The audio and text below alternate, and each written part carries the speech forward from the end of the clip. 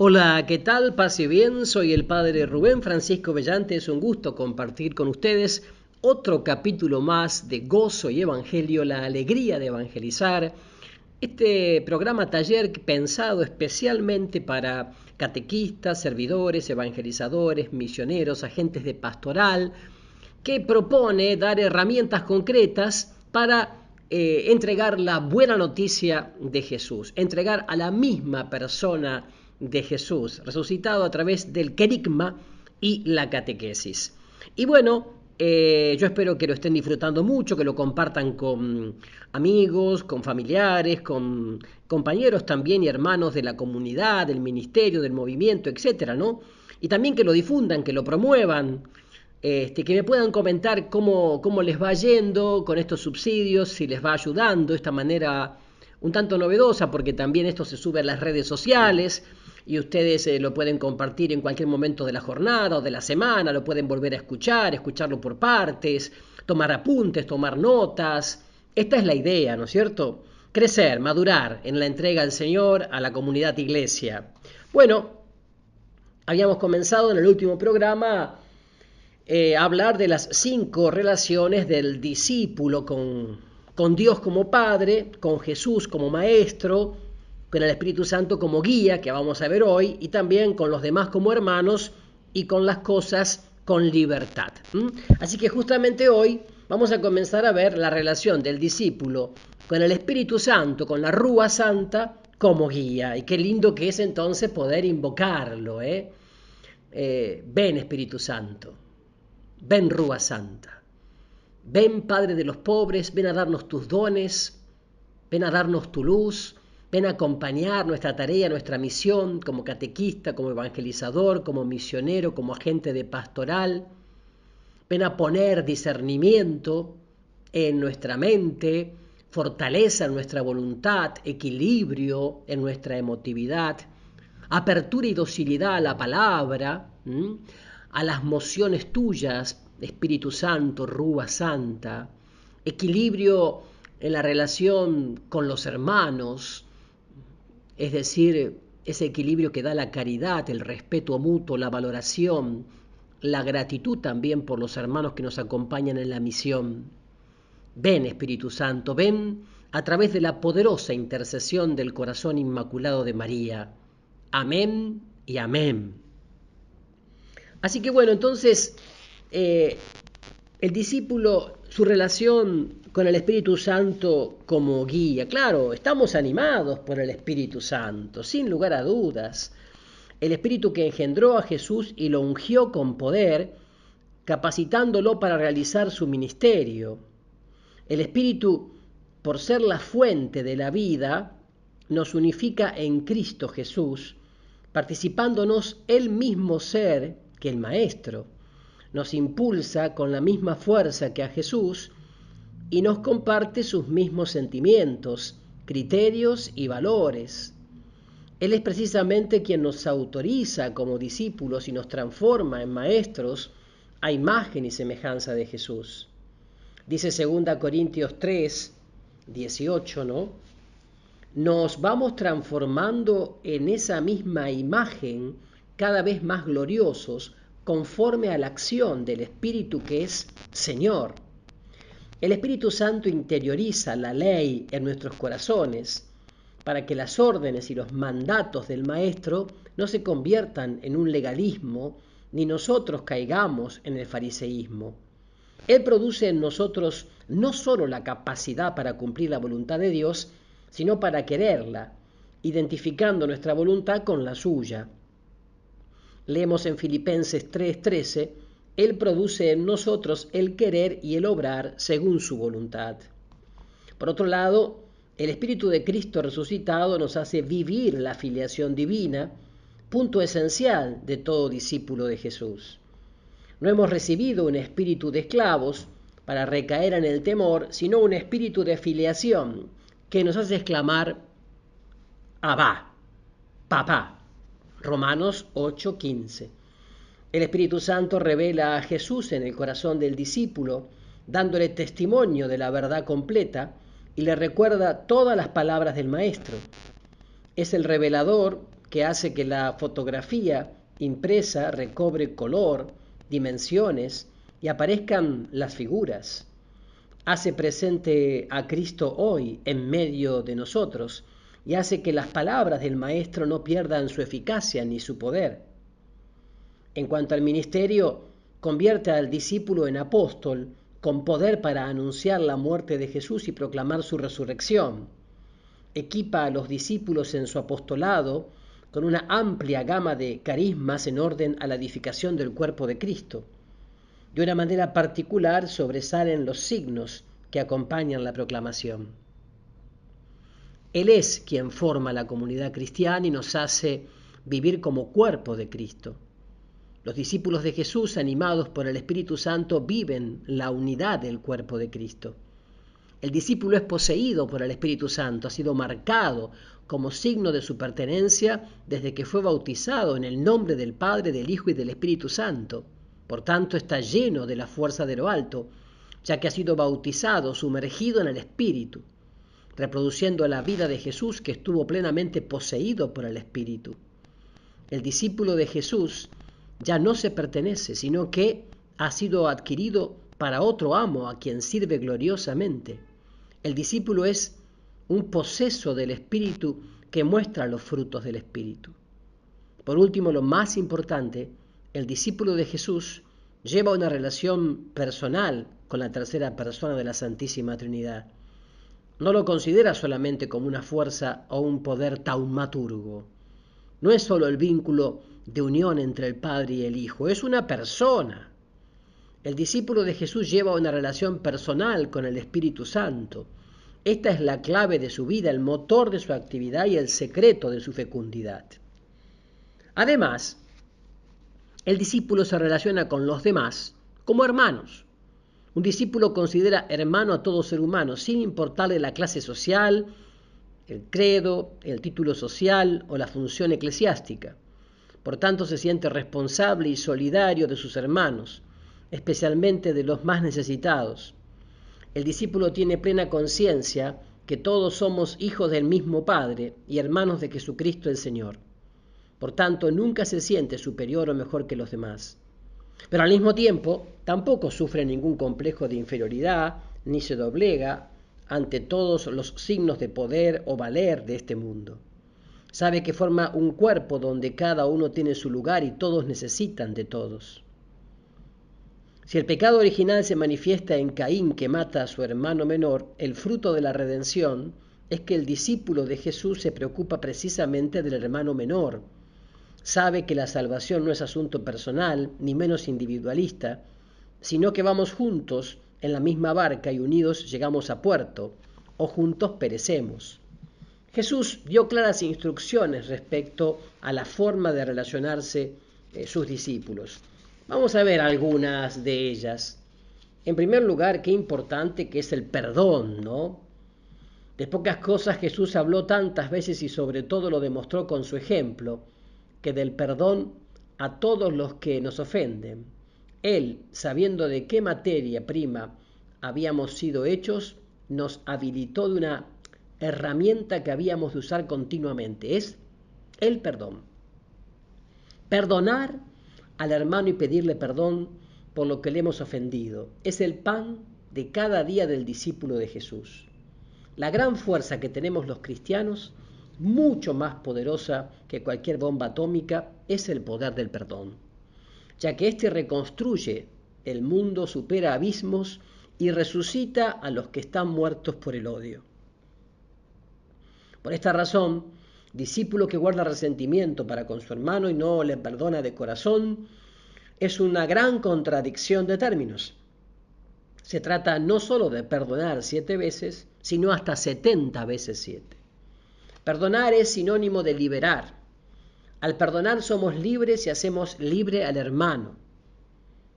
La conducta condiciona, mientras que el perdón capacita para el mejoramiento. También la corrección fraterna.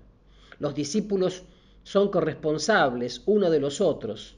La vocación profética que les ha compartido su maestro los convierte en centinela, no que acusan a sus hermanos caídos, sino que los capacitan para ir en su propia ayuda.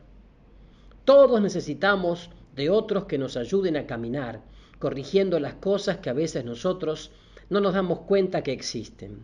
Todos percibimos aspectos ciegos para otros y lo mismo sucede al revés. Ellos se dan cuenta de ciertas cosas que nosotros todavía no percibimos. Por eso la necesidad de la corrección fraterna. Sin embargo, para que la corrección fraterna surta efecto, es necesario observar un principio fundamental. Hay que perdonar antes la falta que estamos señalando. De otra manera se convierte en una acusación que no da buen fruto. Entonces digo, la corrección fraterna no es la denuncia del mal de nuestro hermano. Jesús mismo no estaba de acuerdo con esto y lo llamó señalar la paja en el ojo ajeno, mientras nosotros llevamos una viga en el propio. Se trata de anunciarle la buena nueva en el área necesitada de salvación, es decir, proclamar la victoria de Cristo Jesús en la necesidad del hermano y mostrarle cómo Jesús nos ha ganado la victoria en ese aspecto de la vida. Qué interesante, ¿no? Y ahora, al regreso de Gozo y Evangelio, vamos a ver otro aspecto fundamental en la relación con los hermanos, que es el amor. No se vayan, que ya regresamos. Ya estamos de regreso con más Gozo y Evangelio en la segunda parte de este programa de hoy. Y decíamos que en la relación del discípulo con los demás como hermanos, aparte del perdón y la corrección fraterna, tiene que estar sin lugar a dudas el amor. ¿En qué se reconoce un verdadero discípulo de Jesús? El Maestro mismo dio la señal infalsificable. Juan 13:34. En esto reconocerán que son mis discípulos, si se aman los unos a los otros. La nota distintiva que nos hace discípulos de Jesús es el amor, que nos tengamos los unos a los otros. Amor tan total como el de Cristo Jesús a nosotros. Un amor que da la vida por el amado. No hay otro distintivo del discípulo de Jesús. Aunque algunos lo han querido sustituir con medallas, devociones, en fin, en novenas o qué sé yo, una cruz en el pecho, un cuadro de la Virgen María en la casa, si no existe amor, no se es discípulo de Jesús. Aunque se hayan recibido los sacramentos o se sea muy amigo del obispo, por decir, ¿no? Si no se tiene amor, es como campana que no tañe, ¿no? El amor a Dios nos lleva necesariamente al amor al prójimo. Son dos aspectos inseparables del mismo y único amor. Quien no ama a su hermano a quien ve, no puede amar a Dios a quien no ve. Primera de Juan 4:20. La prueba del amor a Dios se mide tangiblemente y de manera inequívoca en el amor al hermano. Así de fácil y de difícil es ser discípulo de Jesús. El amor no es un sentimiento, sino una decisión. Estar al servicio del hermano, sacrificando la propia comodidad, la reputación y todo tipo de ventajas personales, con tal de atender al hermano en necesidad. En el juicio final, solo se nos preguntará si hemos atendido al hermano que había caído en manos de los ladrones. Además, la relación del discípulo es con las cosas con libertad. El discípulo tiene, en tercer lugar, una definida relación con las cosas de este mundo. Jesús delineó perfectamente este aspecto en varios puntos concretos. Por ejemplo, la riqueza. Jesús previno a sus discípulos claramente sobre el gran peligro que encierran las riquezas. De ninguna manera son compatibles con el reino. Para ser honestos, tenemos que ver la figura misma de Jesús que, siendo el Hijo de Dios, no retuvo ávidamente el ser igual a Dios, sino que se anonadó y tomó condición de siervo. Siendo rico, se hizo pobre, extremadamente pobre, y asumió todas nuestras limitaciones para ser capaz de compadecerse de nosotros, por estar también Él envuelto en debilidades. Ese es el punto de referencia de todo discípulo de Jesús. El que quiera ser discípulo de Jesús tiene que ser como su maestro. Sería totalmente ilógico querer ser como Jesús y al mismo tiempo estar amontonando riquezas y vivir apegado a los bienes de este mundo. En pocos renglones prácticos, Jesús insistió tanto como justamente en diciendo: tengan cuidado de atesorar dinero, porque donde está su tesoro está su corazón. La abundancia de bienes no asegura la vida de nadie. Vivan como los pájaros del cielo que no se preocupan por lo que van a comer. Imiten a los lirios del campo que se visten con más belleza y elegancia que el rico rey Salomón. De una manera especial insistió en el escándalo del abismo que separa a los ricos de los pobres, haciendo notar cómo un discípulo suyo no puede permanecer indiferente ante la injusta pobreza de su prójimo, ¿no? Está la parábola del rico y el pobre Lázaro, Lucas 16, 19, 31. Al seguidor de Jesús se le presenta la disyuntiva de servir a Dios o al dinero. El dinero tiene la desventaja de convertirse en ídolo que suplanta el papel de Dios para nosotros. El discípulo de Jesús opta por la pobreza por la simple razón de que esa fue la opción que hizo su maestro y él quiere imitarlo en todo. Esa es la razón de fondo. La vida de su maestro es la verdad y si él escogió la pobreza cuando tuvo a la mano la riqueza, se le sigue invariablemente. No opta por la pobreza en sí misma, sino para imitar a Jesús y ser como él. La pobreza ciertamente no se limita al aspecto material, sino que va acompañada de una actitud más integral. Se trata de una dependencia total e incondicional de Dios en todos los campos, el material, el intelectual, el espiritual, etc. Discípulo rico es una contradicción de términos, ya que Jesús fue pobre.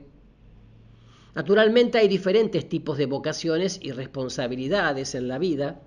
De ninguna manera se pueden tabular las entradas económicas para saber quién es o no discípulo de Jesús. No pasa tanto por allí. Se trata de una decisión que todos deben hacer para seguir más de cerca las huellas de Jesús, de acuerdo al propio estado de vida, pero esto no puede ser de ninguna manera excusa para vivir contradictoriamente a los principios del Evangelio. Si la pobreza material es relativa, de acuerdo a la misión de cada uno en este mundo, no así la pobreza interior o de espíritu. Es absolutamente necesaria para todo discípulo de Jesús. Él, poco a poco, pero de manera progresiva, nos va enseñando a vivir dependiendo de Él en todos los órdenes de la vida humana. Un ejemplo preclaro de pobreza lo encontramos en Francisco de Asís, que renunció a todo lo que este mundo ofrece para asemejarse lo más posible a su Señor Jesucristo. También es muy importante la administración cristiana de bienes. La pobreza no es principalmente no tener, sino administrar todos los bienes, no solo los materiales, con criterios evangélicos, o sea, del Evangelio. Nada nos pertenece exclusivamente, somos simples administradores de los talentos que se nos han confiado. Sobre toda propiedad pende una hipoteca social, decía San Juan Pablo II. Esto implica primeramente devolver a Dios lo que le pertenece y a los hermanos lo que es suyo. Además, el desprendimiento. El discípulo de Jesús llega hasta la renuncia explícita de los bienes de este mundo para poder servir a Dios y a los hermanos. Se libera de toda cadena de egoísmo y libre de toda atadura, es capaz de la donación hasta de la propia vida. En este sentido, es como debemos entender la orden de Jesús, de ir por el camino sin dos túnicas, ni alforja, ni dinero. O sea, si el ser humano es tal en la medida de sus relaciones, el discípulo se define en las 5 relaciones antes expresadas. Fuentes del discipulado. Esto es otro tema que me parece muy importante. Todo maestro comunica ciertas verdades que sus discípulos tienen que conocer. Saca de su archivo una serie de datos que transmite pedagógicamente. Se trata de elementos teóricos que son como la herramienta fundamental que el discípulo debe aprender a usar. En este sentido, Jesús comunicó algunos conocimientos. Por ejemplo, su existencia antes que Abraham, la indisolubilidad del matrimonio, todos los alimentos son puros, sobre todo a un servidor de la iglesia, de ninguna manera concuerda con la mentalidad del maestro. ¿Está claro? Porque estamos hablando de las fuentes del discípulo. ¿Dónde bebe el discípulo? El discípulo bebe de la información, de la formación y de la revelación. Vamos de nuevo. un caudaloso río que está integrado por tres afluentes: información, formación y revelación. Estamos hablando de información, primer punto. La información es simplemente una herramienta que puede ser bien usada, pero que desgraciadamente también puede ser mal empleada. La ciencia de Dios puede servir para darlo a conocer a los demás, pero desgraciadamente también puede ser utilizada para inventar herejías y hasta para quemar hermanos en la hoguera de la Inquisición. Un serrucho es bueno en las manos de un carpintero que corta madera, pero es malo en las de quien quiere cortarle la cabeza a su hermano, ¿no? Luego está el aspecto de la formación. No basta la información de datos doctrinales. Estos ayudan para integrar una serie de conocimientos que, bien manejados, sirven para el desarrollo y la maduración de un discípulo. Sin embargo, más importantes que los elementos teóricos son los criterios y valores que han de regir la vida y las relaciones de las personas. Si ser informado consiste en archivar ciertos datos, ser formado radica en tener una jerarquía de valores que determine la manera de relacionarse con los demás. De ninguna manera se trata de fórmulas o recetas que nos hicieran caer en un legalismo o fariseísmo, sino en criterios que se aplican a cualquier circunstancia de la vida. A ver, en ese sentido es muy rico el Evangelio. Veamos algunos ejemplos. El sábado se hizo para el hombre y no el hombre para el sábado. Hay más alegría en dar que en recibir. Dar a Dios lo que es de Dios y al César lo que es del César. El vino nuevo se pone en odres nuevos. El árbol se conoce por sus frutos. El que es fiel en lo poco es fiel en lo mucho. Y de manera especial, donde se sintetiza el espíritu que debe animar la actividad de los discípulos de Jesús, es en las bienaventuranzas. Mateo 5, del 1 al 11. Así que bueno, ya regresamos con un tercer aspecto de las fuentes del discipulado. Hemos visto información y formación. Ahora al volver vamos a ver el tema de la revelación. No se vayan, que hay más gozo y evangelio. Ya estamos de regreso con la tercera parte de Gozo y Evangelio de hoy. Estábamos compartiendo el tema de lo que son las fuentes del discipulado, de un discípulo. Hablamos de la información, hablamos de la formación y ahora vamos a hablar de la revelación. O sea, no basta la información de datos doctrinales. Estos ayudan para integrar una serie de conocimientos que, bien manejados, sirven para el desarrollo y la maduración de un discípulo. Sin embargo, más importantes que los elementos teóricos son los criterios y valores que han de regir la vida y las relaciones de las personas.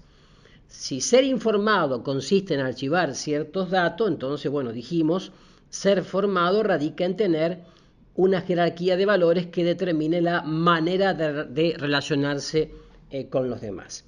¿Y la revelación? Bueno, no basta tener la ayuda de la información, ni la guía de la formación.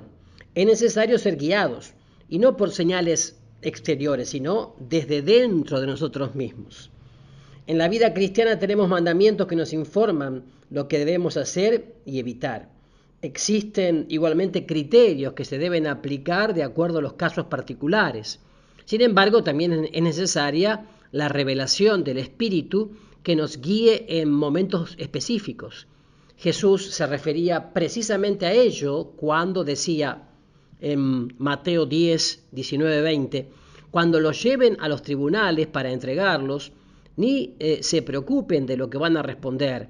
Digan lo que se les comunique en ese momento, porque no serán ustedes los que hablen, sino el Espíritu del Padre hablará en ustedes. Mateo 10, 19, 20.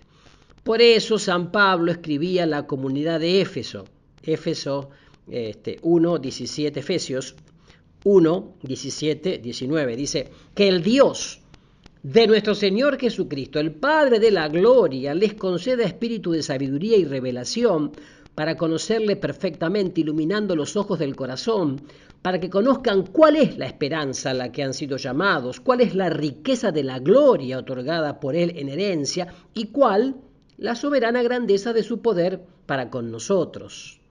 Efesios 1, 17, 19. el apóstol habla expresamente de un espíritu de revelación y nos delinea su función en nosotros. ¿Cuál es? Bueno, primero, conocer perfectamente a Dios, conocer la esperanza a la que hemos sido llamados, conocer la gloriosa herencia a la que tenemos derecho y conocer la grandeza de su poder. Hablo de conocer, pero no de un conocer intelectual solamente, sino de un saber, de un conocer en hebreo, que no se limita a la actividad propia del entendimiento, de la razón, de la inteligencia, sino a una experiencia de intimidad, de amor con lo conocido.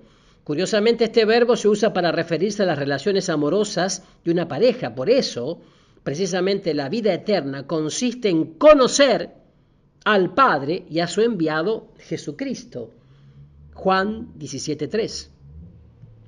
Esta experiencia no es exclusiva de los cantos o los místicos, sino de todo aquel que se interne en esta dimensión de dejarse iluminar por la luz del Espíritu que descubre lo más íntimo de la vida de Dios. El Espíritu Santo revela la verdad completa y nos enseña los secretos divinos. 1 Corintios 2, 9, 11. De esta manera cada uno es enseñado de manera personal, no individualista, para que así se cumpla la profecía que identifica los tiempos mesiánicos. Jeremías 31-34 dice: ya no tendrán que adoctrinar el uno al otro, sino que todos serán enseñados por Dios, desde el más pequeño hasta el más grande. Jesús comunicó ciertas cosas a sus discípulos que no les eran transmitidas a todo mundo. Reyes y profetas hubieran querido ver y oír lo que estos privilegiados experimentaron en la intimidad. Pero lo más admirable es que el mismo Jesús no podría enseñar todo cuanto era necesario. Por eso les repitió una y otra vez, Juan 16, 7 y 13, les conviene que yo me vaya, porque si no me voy, no vendrá a ustedes el Consolador. Cuando venga Él, el Espíritu de la verdad, Él les revelará la verdad completa.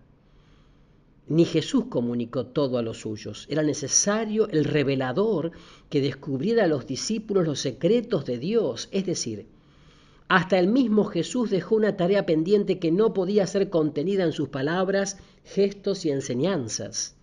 Solo el Espíritu Santo, la Rúa Santa, revela la verdad en el corazón del creyente. Hay misterios que solo el Espíritu Santo descubre. Existe un mundo nuevo que solo el Espíritu de Dios muestra.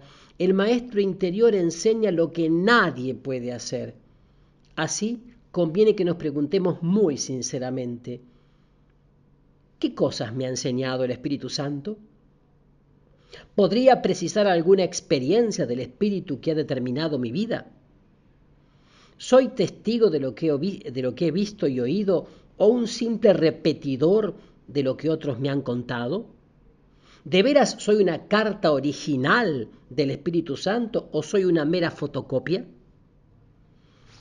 Cleofás era un discípulo que sabía perfectamente todo lo referente a la vida y milagros de su maestro. Incluso estaba al tanto de las últimas noticias traídas por las mujeres que regresaron del sepulcro esa mañana.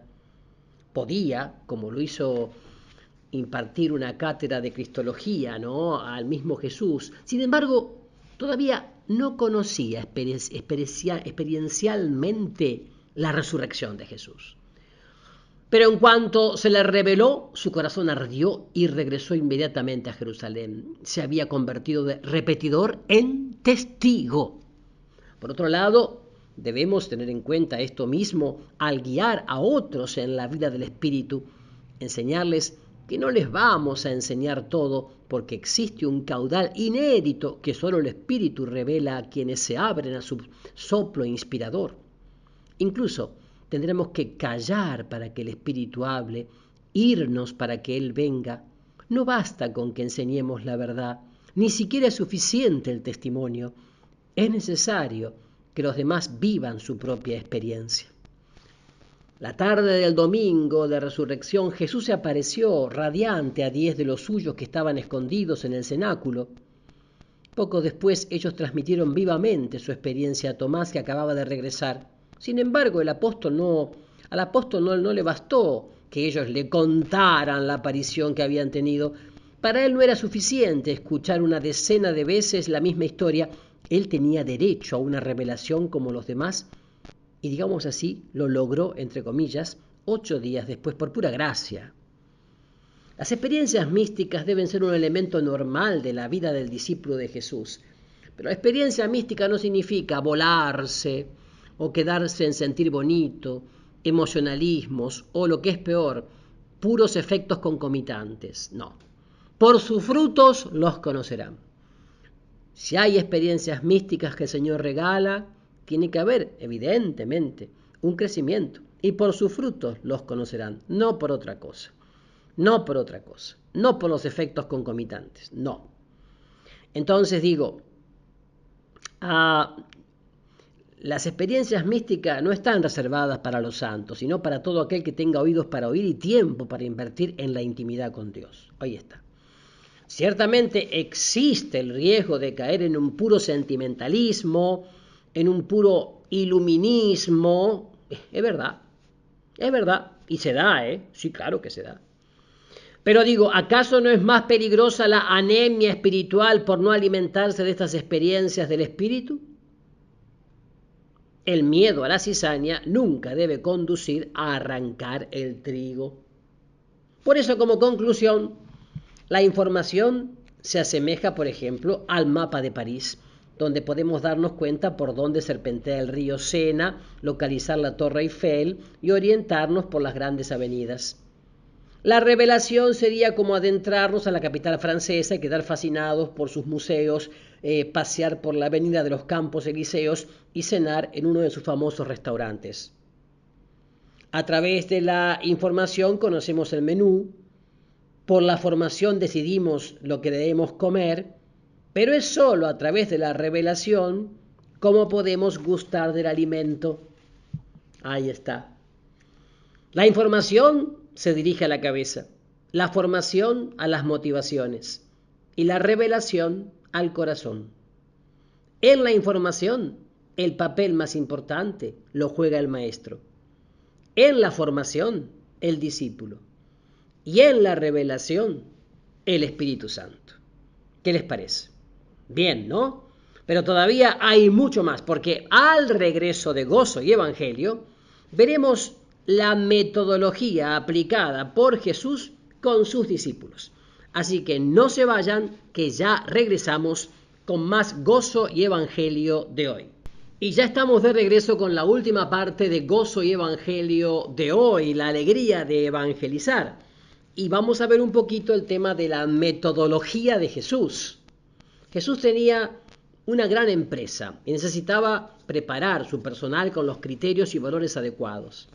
Para convertir a cada uno de sus seguidores en auténtico discípulo, llevó al cabo un programa de formación que delineaba perfectamente las diferentes etapas por las que habrían de pasar sus colaboradores a fin de continuar y extender su obra en este mundo.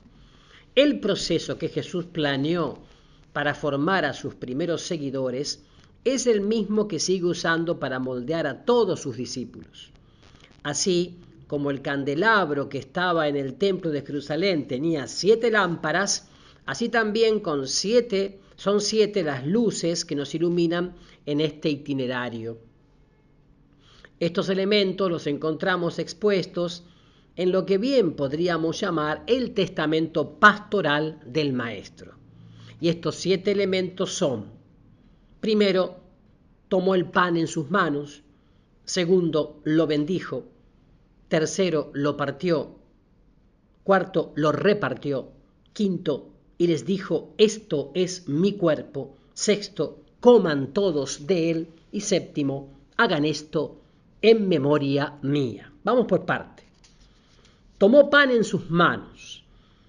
Así como en la última cena Jesús toma el pan en las manos, Él nos toma bajo su responsabilidad. Nosotros somos pan en las manos del Maestro. Nosotros no lo escogimos, sino que Él nos amó primero. Primera de Juan 4. Tampoco fuimos nosotros quienes decidimos trabajar en su viña. Él puso sus ojos sobre nosotros mientras buscaba obreros.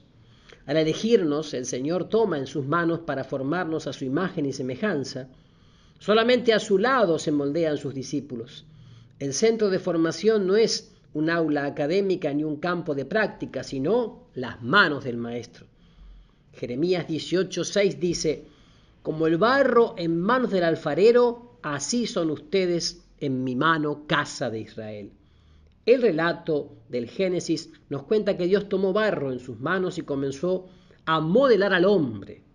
El hombre nuevo solo es producto del artesano divino que va delineando los rasgos que definen a los suyos. Para comprender lo que significa esta figura, debemos entender bien lo que es el barro. El barro es un elemento compuesto de tierra y agua. Sin embargo, ambos componentes deben estar perfectamente combinados, ya que si existe más agua de la debida, entonces se convierte en lodo sin consistencia, con el cual es imposible hacer cualquier tipo de alfarería.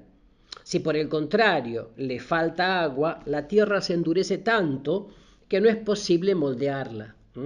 El ser humano hecho de barro está compuesto por el agua de sus cualidades y la tierra de sus carencias. En el agua se muestra su fecundidad y sus enormes posibilidades. En la tierra aparecen sus limitaciones y necesidades. No somos solo cualidades y virtudes, pero tampoco somos únicamente defectos y limitaciones.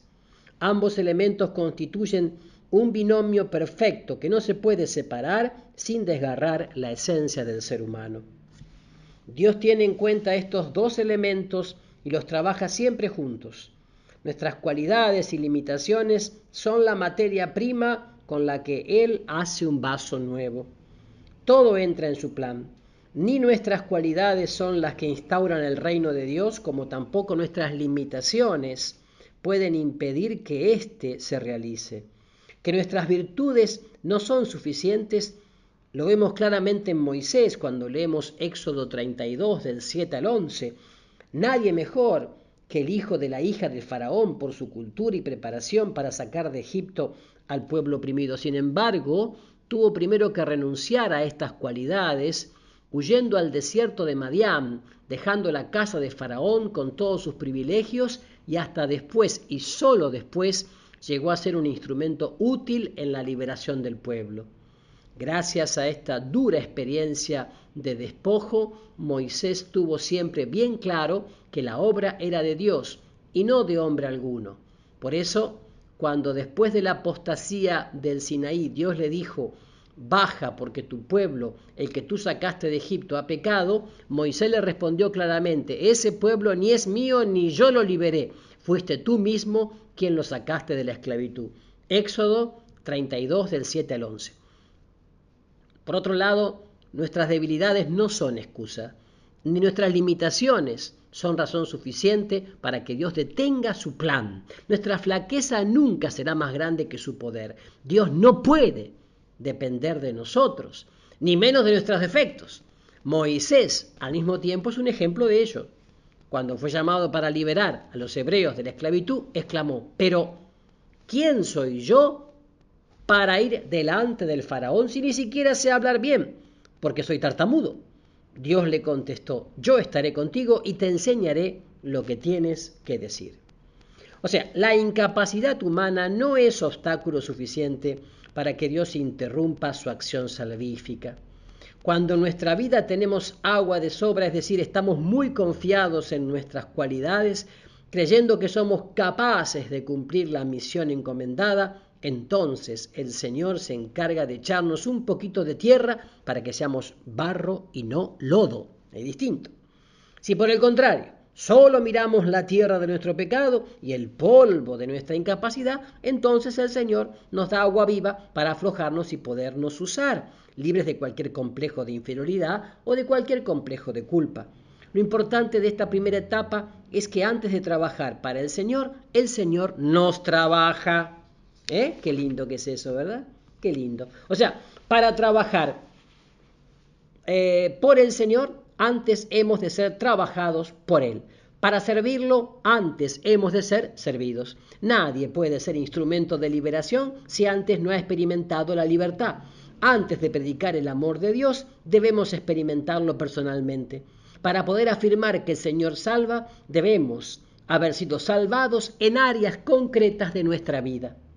Por eso, lo importante de nuestra actitud es desprogramarnos. Desprogramarnos. Docilidad, disponibilidad, desprogramarnos. Una computadora trabaja gracias a un programa que lo capacita para funcionar, ¿no? Pero que al mismo tiempo, claro, lo condiciona o la condiciona a la computadora. A veces llega el momento en que el programa ya no es suficiente y hay que desecharlo para meter otro más amplio. Lo mismo pasa en nuestra vida. Todos nosotros hemos hecho un plan de vida, un proyecto de vida, pero es necesario renunciar a él para abrirnos al Señor. Si no nos desprogramamos, no podremos admitir el proyecto del Señor sobre nosotros. Hay personas que, por alguna razón, están completamente convencidas de ya seguir la voluntad de Dios. Pero no olvidemos que Saulo de Tarso también lo estaba cuando perseguía a la iglesia de Dios. Recuerden, Hechos capítulo 22, versículo 10. Saulo, celoso fariseo que tenía puesta su confianza en la santa ley del Sinaí, estaba seguro de que cumpliéndola hacía la voluntad de Dios. Habiendo sido instruido a los pies del gran maestro Gamaliel, conocía perfectamente todo lo que tenía que hacer o evitar. Sin embargo, al encontrarse personalmente con Cristo, camino a Damasco, con Cristo resucitado, cayó rendido, depuso las armas en las que tenía puesta su confianza y en vez de decidir hacer o enseñar como era su costumbre, simplemente hizo una pregunta. Señor, ¿qué quieres que haga? Señor, ¿qué quieres que haga? Hechos de los Apóstoles 22:10. Señor, ¿qué quieres que haga? El conocedor de la Escritura y celoso cumplidor de la ley reconoció que no sabía lo que tenía que hacer. Renunció a su programa y se abrió a lo nuevo y a lo inesperado. Se trataba de un nacer de nuevo. Cuando nos desprogramamos, nos abrimos y disponemos a las sorpresas del Espíritu Santo, a las sorpresas del amado. Todos nosotros hemos sido programados o quizás programadores de nuestra vida y hasta de la de otros. Debemos renunciar a esta tarea que no nos corresponde. Lo cierto es que el Señor quiere grabarnos su imagen con el sello de su Santo Espíritu para que lleguemos a ser una carta de Cristo Jesús. Sin embargo, para imprimir algo, antes hay que borrar todo lo que ya haya escrito o que interfiera con su plan o con su proyecto, ¿no? Bueno, y esto es lo que va haciendo Jesús trabajando en nosotros. Por eso digo, nuestra actitud entonces es desprogramarnos, trabajar mucho con docilidad al Espíritu Santo para que se dé eso. Estamos hablando de la metodología de Jesús en nosotros, en sus discípulos. Así que bueno, por hoy nada más. Yo realmente oro por ustedes, ustedes háganlo por mí, que a través del corazón inmaculado de María los bendiga el buen Dios Todopoderoso, Padre, Hijo y Espíritu Santo. Amén. Será hasta la próxima para seguir con gozo y evangelio. Paz y bien.